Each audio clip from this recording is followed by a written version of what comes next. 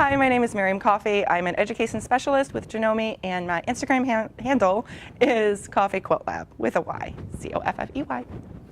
Hi, I'm Jessica VanDenburgh. My pattern company is So Many Creations. I also just debuted my first line of fabric with Wyndham, and my Instagram handle is So Many Creations.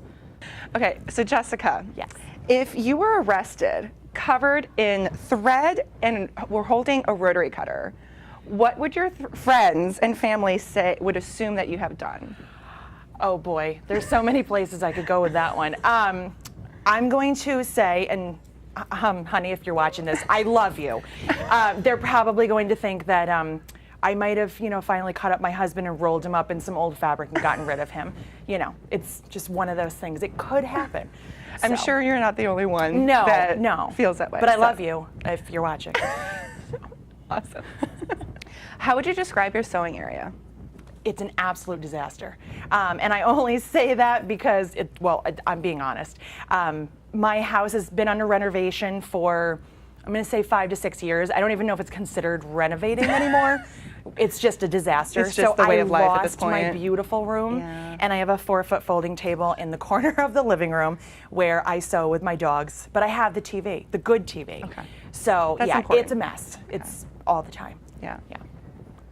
Mine's kind of the same. Well, that's good to know. I don't feel alone now. Oh no. Also, I recently moved, so it's the same sort of thing. It's like half of my studio is in boxes, and it's just a total. It's an awful way to live, but we still get things done. Yeah. So you gotta. It's pretty rough. So tell me about your worst sewing disaster. My worst sewing disaster is probably the first quilt that I ever made. Yeah. I knew nothing, and I don't know why, but 25-year-old Jessica was extremely arrogant.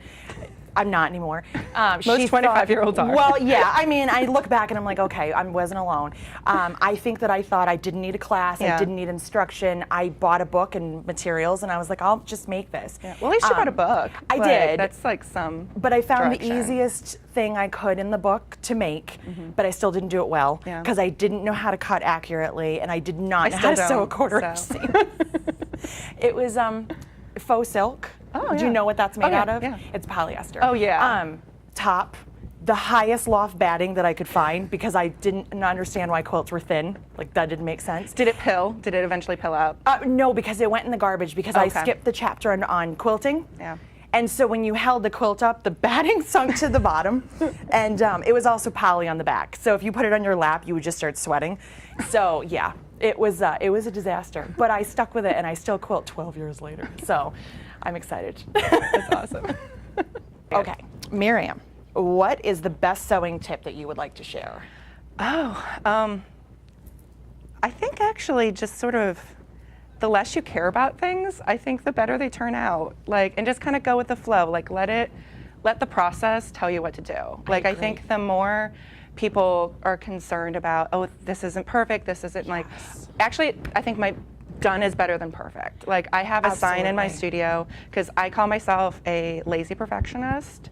So because I want perfection, but I'm just too gosh darn lazy to just let it actually. Yeah, and it's the best. Sometimes just having an actual product is worth it, even though things may not be perfect. It may not be 100% square, or it may not be my hand stitching for my binding may not be perfect 1/8 of an inch.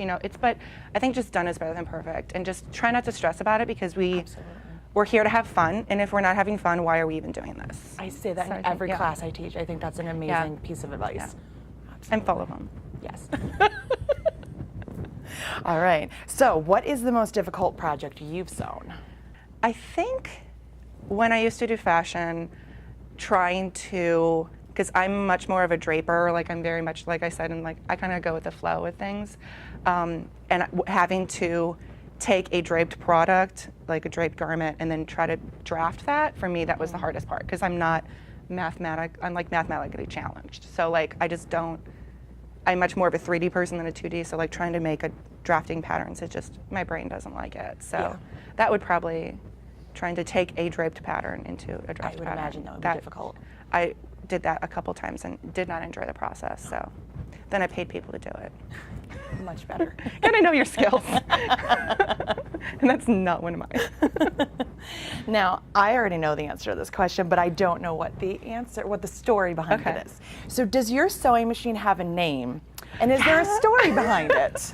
Yes, so I actually, I name all my sewing machines and my dress forms so that if I get angry with them or if I'm like really happy with what they're doing, I can like respond to them in a person's name so that it sounds less crazy than talking to an inanimate object. So my sewing machines are named Bertha and my dress forms are Fifi. That's Because amazing. I don't know, I just feel like dress forms should be, like, you want your sewing machine to be like strong and powerful, and I feel like Bertha is a very like capable name, and I feel I need my sewing machine to be like really capable and be able to sew through things and like sturdy. So that's what. But you want your dress forms to be like dainty and like maybe French. So Fifi. Dainty and possibly French. Very good.